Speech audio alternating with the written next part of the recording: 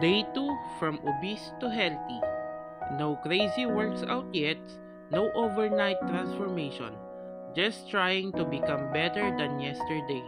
So today, me and my dog went for a sunset walk.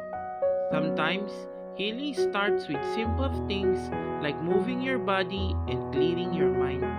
Every step counts now. I may be overweight, but I'm no longer standing still. After that, it was time to prep real food. Less junk, more protein, more discipline. Trying to fix years of bad habits one meal at a time.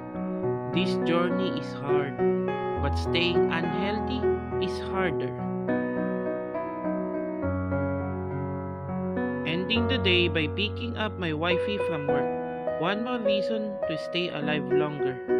Day 2